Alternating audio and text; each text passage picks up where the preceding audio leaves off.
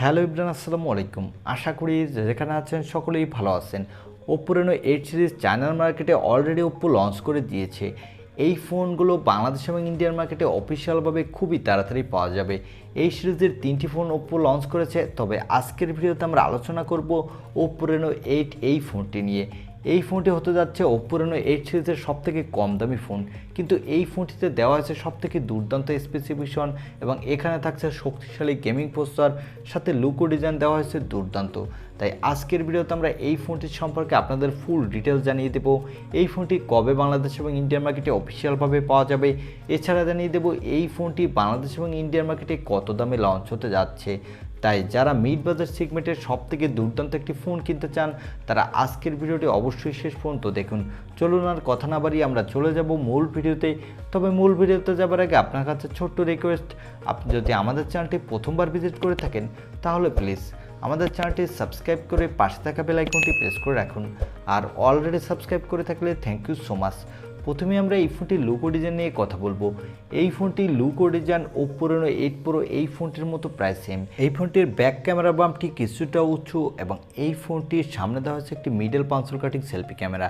আর এর ডিজাইনটি হলো একটি বক্সি ডিজাইন এবং নিচের দিকে পেয়ে যাবেন ইউএসবি টাইপ সি এবং স্পিকার। তবে এখানে কোনো 3.5 মিলিমিটার হেডফোন জ্যাক থাকছে না। সো এই ফোনটির লুকো ডিজাইন আমার কাছে মোটামুটি ভালো লেগেছে এবং এখানে ওপ্পো কিছুটা নতুনত্ব ডিজাইন নিয়ে এসেছে। এবারে আসা যাক এই ফোনটির ডিসপ্লে সেকশনে। এই ফোনটিতে ডিসপ্লের জন্য দেওয়া হয়েছে 6.43 ইঞ্চি মাপের একটি full HD plus AMOLED display এবং এই ডিসপ্লেতে দেওয়া হয়েছে 90 হার্টজের রিফ্রেশ রেট। আর এখানে থাকছে কোর্নিং গোরিলা গ্লাস 5 এর প্রোটেকশন।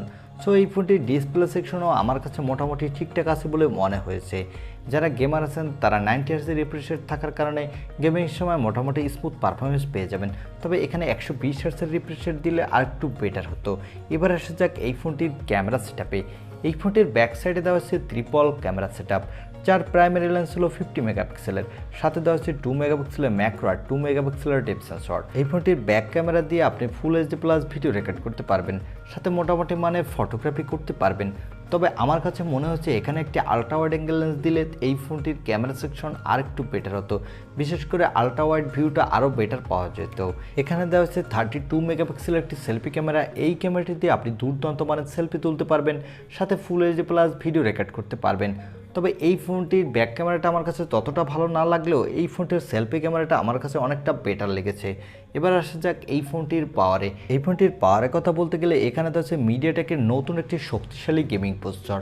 এই প্রসেসরটি হলো মিডিয়াটেকের ডায়মেনসিটি 1300 প্রসেসরটি। এই প্রসেসরটি একটি 6 ন্যানোমিটার আর্কিটেক্টে বিল্ড এবং এই প্রসেসরটি দিয়ে আপনি PUBG, free fire, call of duty, asphalt 9-এর মতো গেম হাই সেটিংসে স্মুথলি প্লে করতে পারবেন কোনো প্রকার ল্যাগিং ইস্যু ছাড়া, সাথে দুর্দান্ত মাল্টিটাস্কিং করতে পারবেন। এই ফোনটিতে আউট অফ দ্য বক্স দেওয়া হয়েছে অ্যান্ড্রয়েড 12, এর ব্যাকহ্যান্ডে দেওয়া হয়েছে কালার ওএস 12.1। আর এই ফোনটিতে সিকিউরিটির জন্য আপনি পেয়ে যাবেন ইন ডিসপ্লে অপটিক্যাল সেন্সর। এখানে ব্যাটারির জন্য দেওয়া হয়েছে 4500 mAh-এর একটি ব্যাটারি, সাথে দেওয়া হয়েছে 80 ওয়াটের একটি ফাস্ট চার্জার। এই চার্জারটি দিয়ে আপনি 20 থেকে 25 মিনিটের মধ্যেই এই ব্যাটারিটি চার্জ করে নিতে পারবেন। এবং এই ফোনটিতে থাকছে LPDDR4X র্যাম, সাথে দেওয়া হয়েছে UFS 3.1 স্টোরেজ, যার ফলে এই ফোনটির র্যাম এবং স্টোরেজ ভেরিয়েন্টটি ভালোই ফাস্ট হতে যাচ্ছে। এবং এই ফোনটি 3টি কালার ভেরিয়েন্টে আপনি মার্কেটে পাবেন। একটি হলো ব্ল্যাক, অন্যটি হলো স্কাই ব্লু এবং সর্বশেষ পেয়ে যাবেন গোল্ডেন কালারের। তবে আমার কাছে গোল্ড কালারটি বেশি ভালো লেগেছে। এবং এখানে পেয়ে যাবেন 3টি র্যাম রম ভেরিয়েন্টে। এই ফোনটির বেস ভেরিয়েন্ট হতে যাচ্ছে 8128 জিবি, মিডল ভেরিয়েন্ট হবে 8256 জিবি আর টপ ভেরিয়েন্টটি হবে 12256 জিবি। এবারে জানিয়ে দেব এই ফোনটি কবে বাংলাদেশ এবং ইন্ডিয়ান মার্কেটে অফিসিয়ালভাবে পাওয়া যাবে এবং এই ফোনটি বাংলাদেশ এবং ইন্ডিয়ান মার্কেটে কত দামে লঞ্চ হতে পারে। এই ফোনটি ইন্ডিয়ান মার্কেটে 8128 জিবি ভেরিয়েন্টটি 30 থেকে 32 হাজার রুপির মধ্যে অফিসিয়ালভাবে পাওয়া যাবে। সেক্ষেত্রে এই ফোনটি বাংলাদেশে আসলে বেস ভেরিয়েন্টটি 40,000 টাকার মধ্যে পাওয়া যাবে এবং এই ফোনটি ইন্ডিয়ান মার্কেটে এই জুলাই মাসেরই শেষের দিকে অফিসিয়ালভাবে লঞ্চ হতে পারে। তবে বাংলাদেশে আসতে আসতে অনেকটা লেট হবে, সেক্ষেত্রে আগস্টের শেষে বা সেপ্টেম্বরে পাওয়া যেতে পারে অফিসিয়ালভাবে। তবে আপনি আনঅফিসিয়ালভাবে খুবই তাড়াতাড়ি পেয়ে যাবেন। যারা মিড বাজেট সেগমেন্টে একটি সবথেকে বেস্ট ফোন কিনতে চান, যে ফোনটির লুকো ডিজাইন সুন্দর হতে হবে, সাথে ভালো গেমিং এক্সপিরিয়েন্স পেতে চান, তারা চাইলে এই ফোনটি নিতে পারেন। এই ছিল Oppo Reno 8 এই ফোনটির একটি রিভিউ। আর ভিডিওটি ভালো লাগলে অবশ্যই একটি লাইক দিয়ে আমাদের চ্যানেলটি সাবস্ক্রাইব করে পাশে থাকা বেল আইকনটি প্রেস করে রাখবেন। দেখা হবে অন্য কোনো ভিডিওতে। আজকের মতো আল্লাহ হাফেজ।